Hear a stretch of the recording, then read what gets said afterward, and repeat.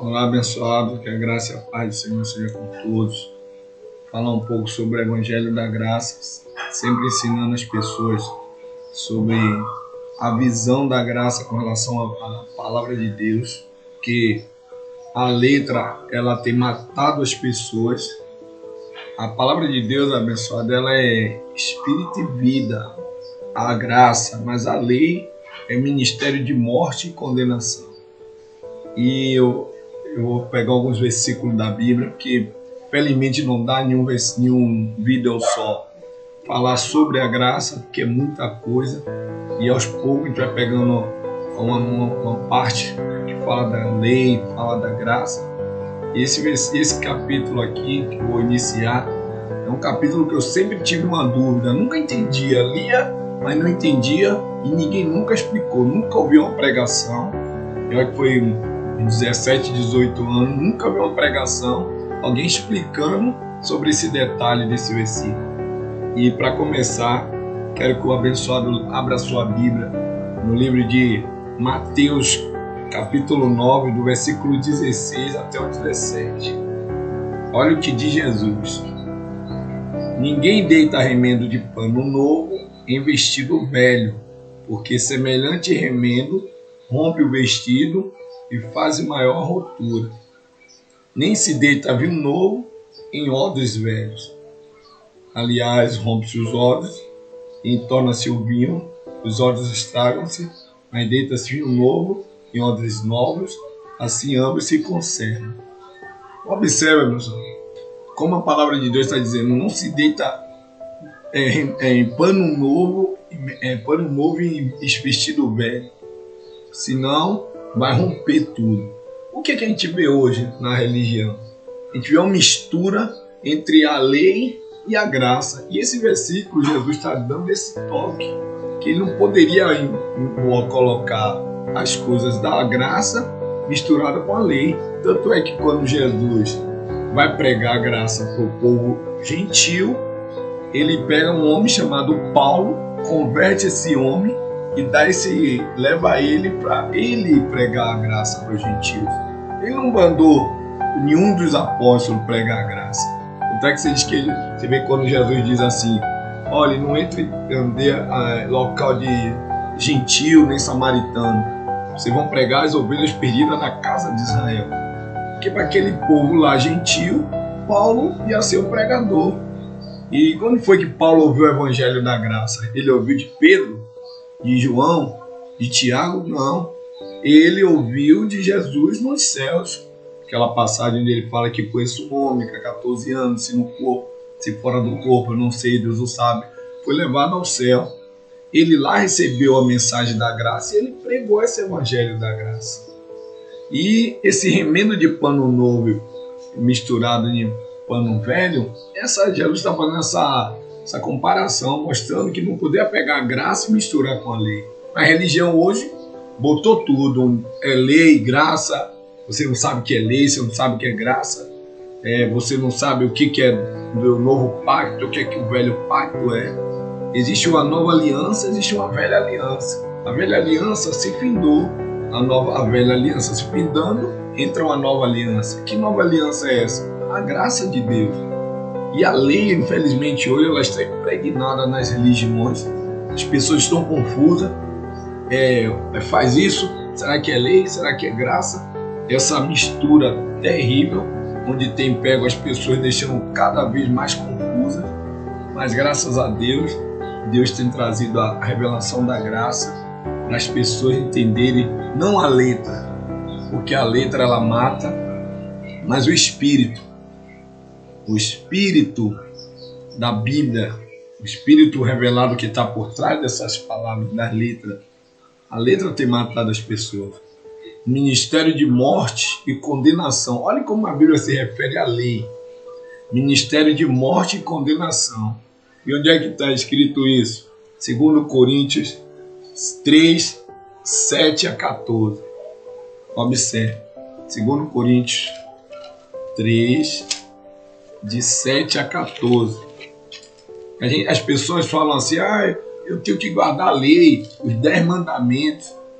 10 mandamentos é o quê? Ministério de vida? Ministério de morte. Observe, pessoal, nunca eu te ouvi uma pregação dessa. Mas alguém chegar, pegar a Bíblia e me mostrar que a lei, os 10 mandamentos eram um ministério de morte e condenação. Observe, 2 Coríntios 3, 7 a 14. Observe. E se o ministério da morte, gravado com letras em pedras, foi gravado com letras em pedra, não foi os 10 mandamentos? Ministério de morte e condenação. Veio em glória, de maneira que os filhos de Israel não podiam fitar os olhos na face de Moisés por causa da glória do seu rosto, a qual era transitória, como não será de maior glória o ministério do Espírito? Porque se o ministério da condenação foi glorioso, observe, ministério de morte e condenação, os 10 mandamentos, a lei, os 10 mandamentos eram a representatividade daquelas que eram 63 leis, é ministério de morte e condenação. Foi gravado com letras em pedra, mas é ministério de morte e condenação. Ela era santa, mas o homem era transgressor, o homem era pecador. E aí a lei se tornou excessivamente maligna por causa o pecado se tornou excessivamente maligno por causa da lei.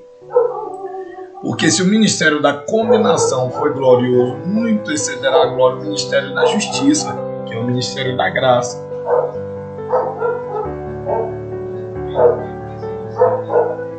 Porque também foi glorificado nesta parte, não é glorificado por causa dessa excelente glória.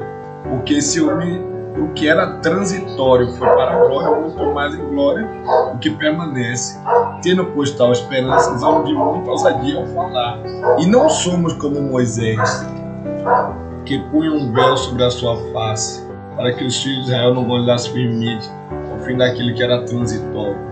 Mas os seus sentidos foram endurecidos, porque até hoje, São Paulo falando naquela época,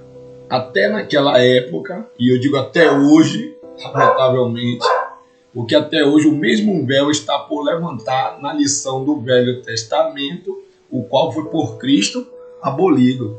A gente pega o Velho Testamento e fica aplicando na igreja, a lei aplicando na igreja. A Bíblia está dizendo aqui, o Velho Testamento foi por Cristo abolido.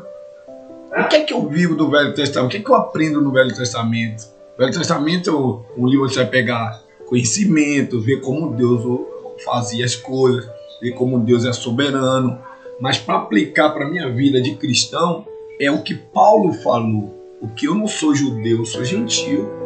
Essa é a diferença entre você entender a graça ou você ficar debaixo da lei. Aí as pessoas estão pegando as coisas da lei, tudo que envolve a lei, você se afastou da graça, meu irmão. Você caiu da graça. Se você pega a lei e bota junto com a graça, você cai da graça, já foi. O homem vive como condenado, e a palavra de Deus aqui dizendo assim, a graça. Paulo falando da graça o tempo todo. E a religião hoje prega a lei o tempo todo. Ministério de morte e condenação, eles querendo viver debaixo de condenação. Para que servia a lei? A lei foi dada, meu senhor, para conhecimento do pecado. O pecado só tem poder por causa da lei. Eu não conheci, como Paulo diz assim, quer ver uma passagem da Bíblia maravilhosa? Romanos 3,20. Olha o que diz Romanos 3,20 sobre correlação.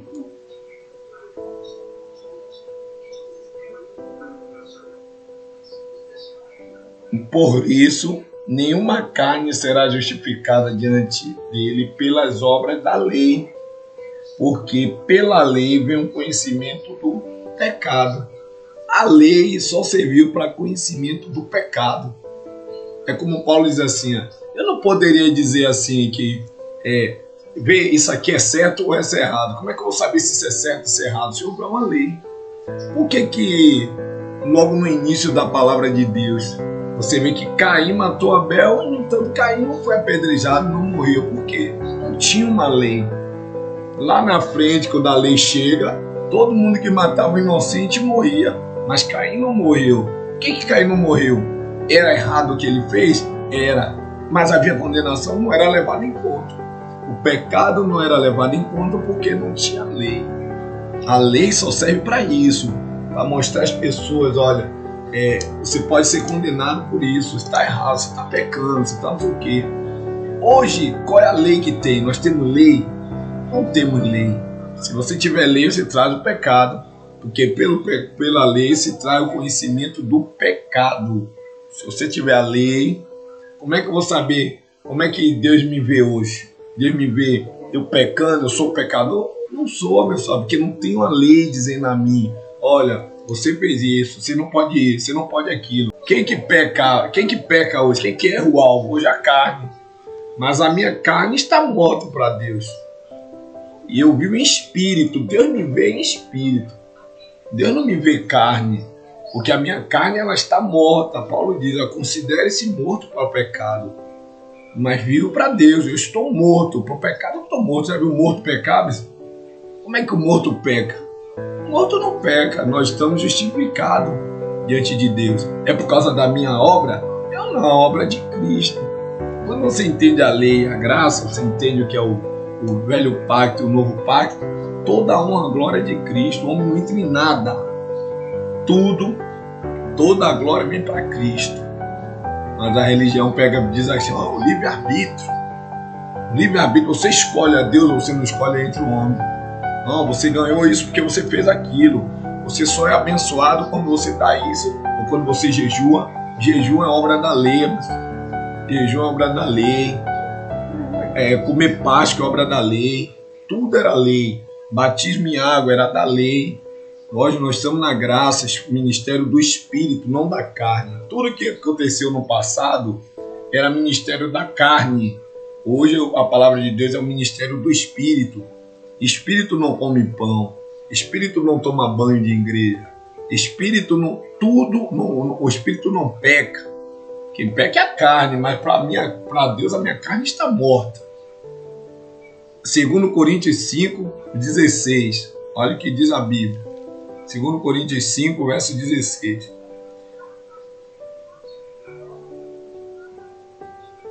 Olha o que diz aqui. Assim que daqui por diante a ninguém conhecemos segundo a carne, e ainda que também tivéssemos conhecido Cristo segundo a carne, contudo já não conhecemos deste modo. Eu não conheço Jesus segundo a carne. Quem é Jesus segundo a carne? Jesus de Nazaré. Hoje a religião faz o quê? Jesus de Nazaré, tudo é Jesus de Nazaré. Mas segundo a Bíblia que Paulo está dizendo, nós não devemos conhecer Jesus segundo a carne.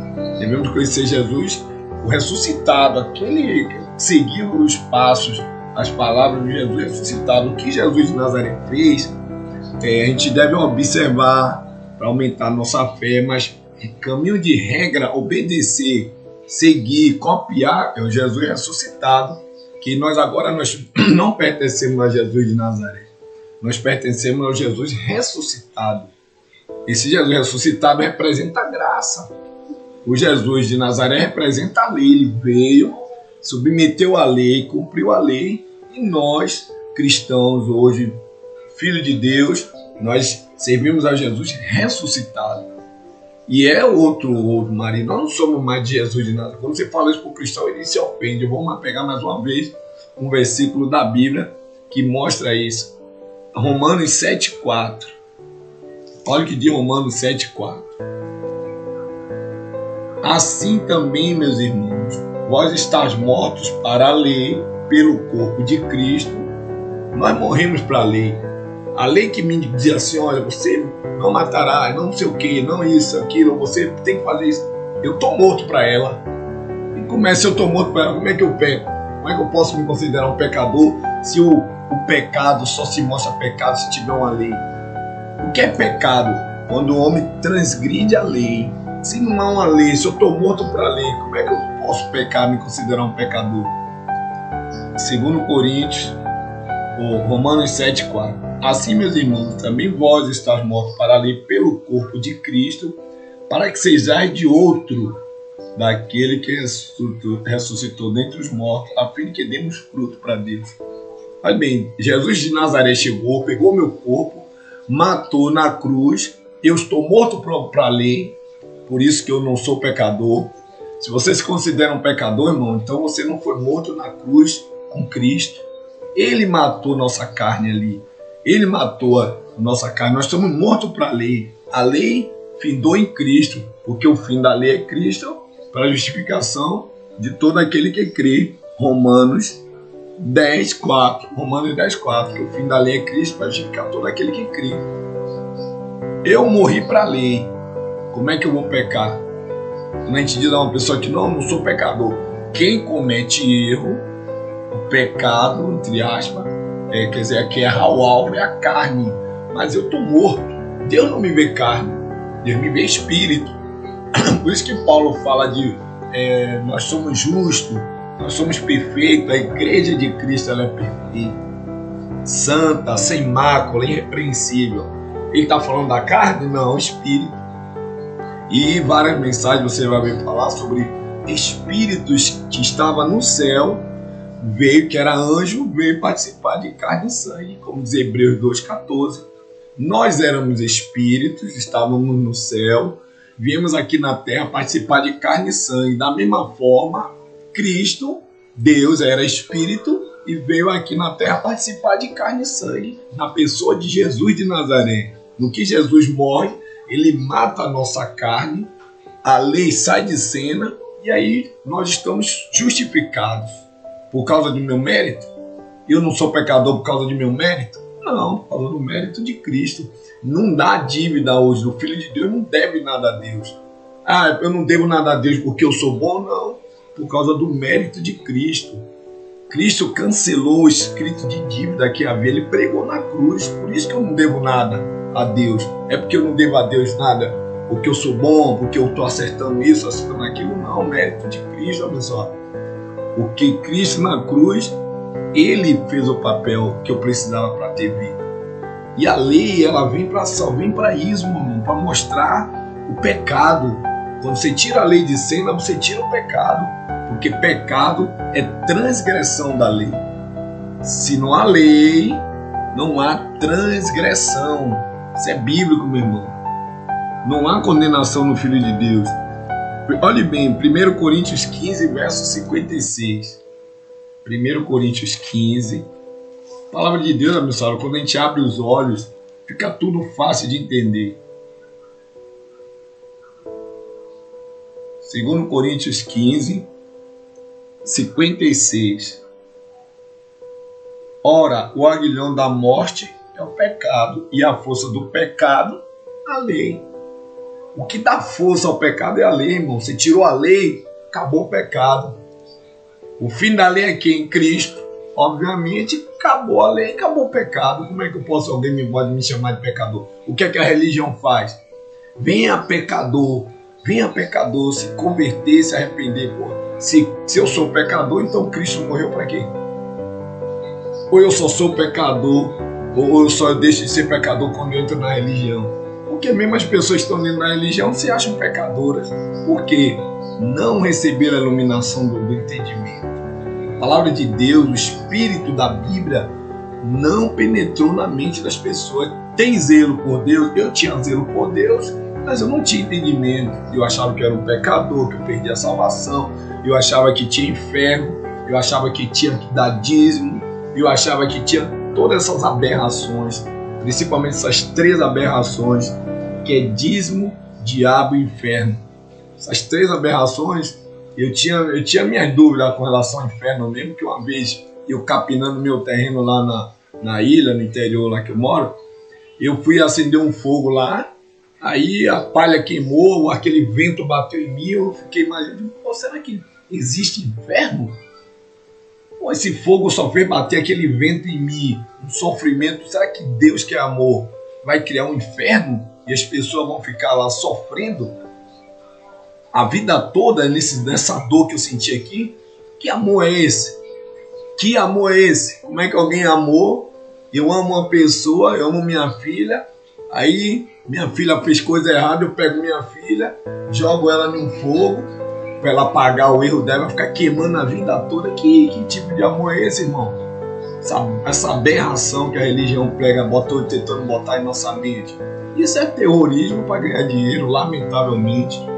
E quando a pessoa vai entendendo o Evangelho da Graça, você vai dando a Deus, é todo esse medo que a religião impõe, que se você dá isso, você abençoado. Eu vi uma matéria num programa religioso, onde um homem cheio de dinheiro, um bilionário desses pastores bilionários, lobos gulosos, cheios de dinheiro, olha que aberração. A irmã tinha um filho nas drogas, a irmã orava, o filho não se convertia. A irmã jejuava, o filho não se convertia. A irmã pregava o evangelho, o filho não se convertia. Quando a irmã começou a patrocinar a igreja, dar dinheiro, um tal de um patrocínio que tem, no instante o menino se converteu. Aí você ouve uma aberração dessa, vai chamar isso de religião de Deus. Deus está representando o que isso aí, irmão? Que aberração. Quer dizer que Deus só libertou o filho dela quando ela deu dinheiro. E ainda chama uma pessoa para dar esse tal desse testemunho, para enganar as pessoas, fazer as pessoas se aproximarem de Deus sempre com interesse. Observe esses antros aí que os caras chamam de igreja, porque igreja somos nós. Templo é casa. Igreja somos nós. Deus não habita nesse lugar, não. As pessoas passam na santidade, se benzem de frente de igreja, como se ali fosse casa de Deus. Que casa de Deus, irmão? Deus não habita em templo feito por mão de homem. Nós somos o templo de Deus. E eu espero, abençoado, que você possa caminhar nesse conhecimento da graça, que Deus em Cristo continue te dando força para você entender o Evangelho da Graça. Vou trazer mais versículos, vou ficar por aqui para o vídeo não ficar muito longo. Que Deus em Cristo continue te dando sabedoria, força e busque conhecimento da graça, pessoal. Vá buscando, vá lendo, porque a graça te livra você de tanto sofrimento. Tem muito mais versículos.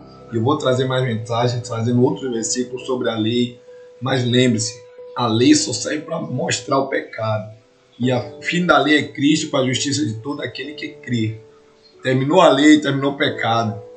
Acabou o pecado, porque a causa da lei foi afastada, abolida. E o Velho Testamento foi cancelado no Velho Pacto, foi cancelado. Hoje nós vivemos a graça de Deus. E que você continue nesse canal, se inscreva, compartilhe com seus irmãos, que aqui você vai ver várias mensagens falando sobre o Evangelho da Graça. Um abraço, fique em paz.